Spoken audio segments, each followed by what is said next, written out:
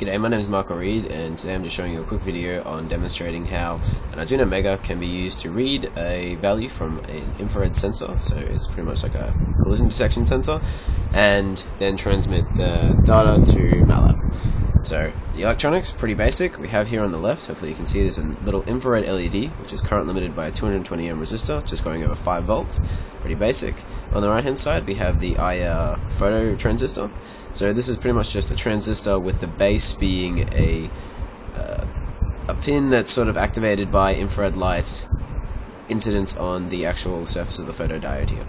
So then this is just formed into a voltage divider with a very large resistor here. I believe I'm using 4.7 mega ohms or something similar. And again, that's just across 5 volts. And then in between it in the voltage divider, we just have that pin brought over to analog 0 in this case on the Arduino Mega. So now just on the Arduino code, again that is really basic, so if I bring you over to my computer here, you can just see we're just beginning serial on the port, and then printing value colon with a space, and then the analog value read off pin 0.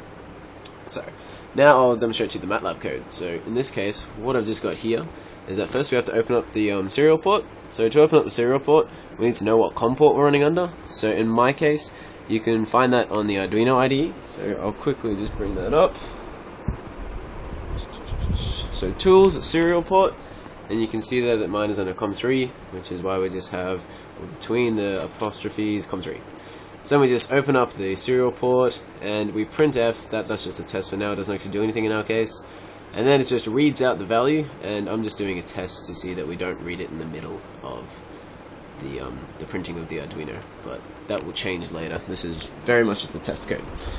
So now I'll just jump into the Matlab test.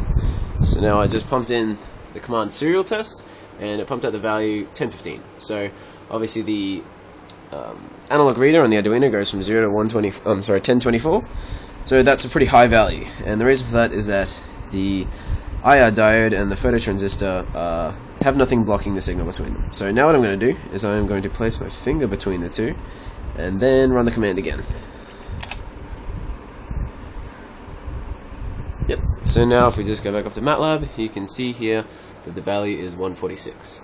So because of the large resistor that we've used to create the voltage divider on the phototransistor, we have a large range between about 100 and 1024.